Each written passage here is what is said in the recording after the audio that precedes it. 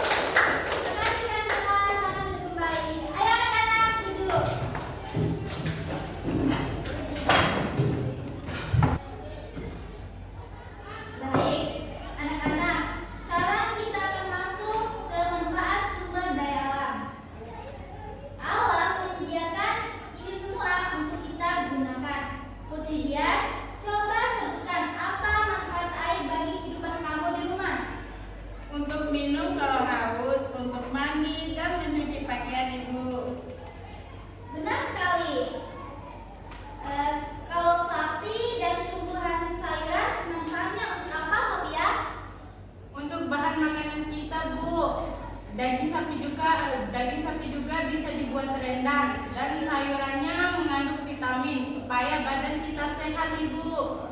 Nah, benar sekali. Jadi, anak-anak, tanpa sumber daya alam kita tidak akan bisa Hidup.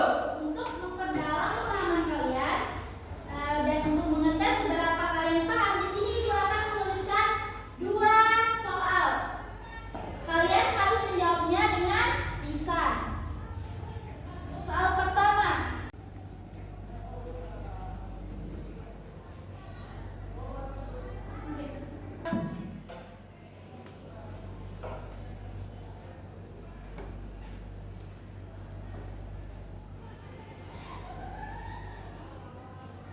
Ada.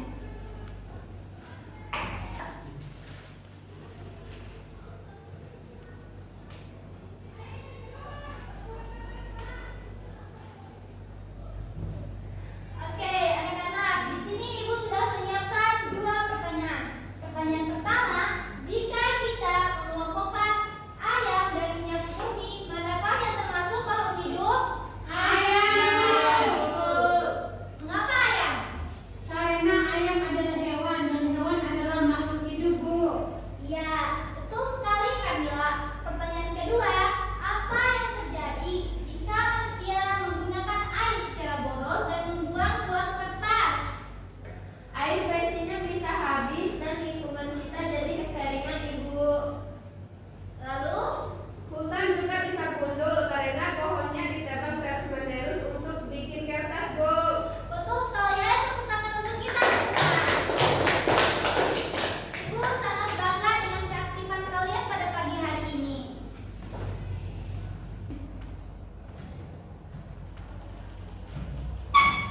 Anak-anak, tidak terasa waktu kita hampir habis.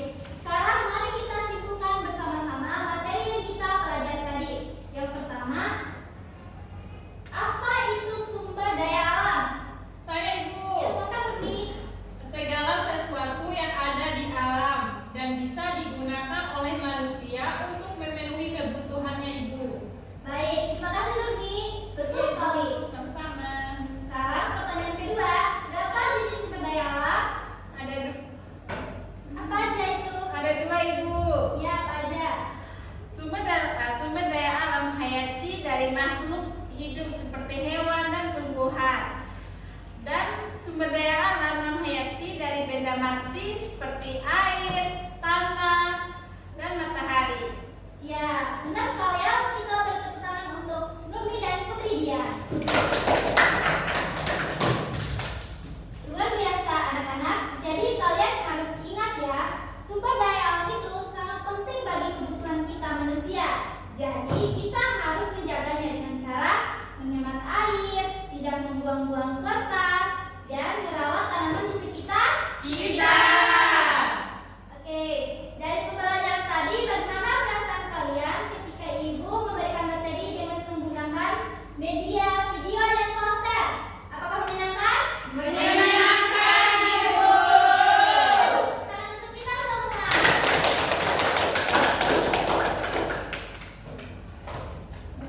Terima kasih anak-anak atas semangat yang luar biasa hari ini. Kalian semua sangat aktif dan Ibu sangat senang sekali. Nah, anak-anak, untuk tugas rumahnya nanti, Ibu akan suruh kalian menuliskan 3 contoh masing-masing. Sumber daya alam hayati dan non hayati. Sudah kalian ingat? Sudah.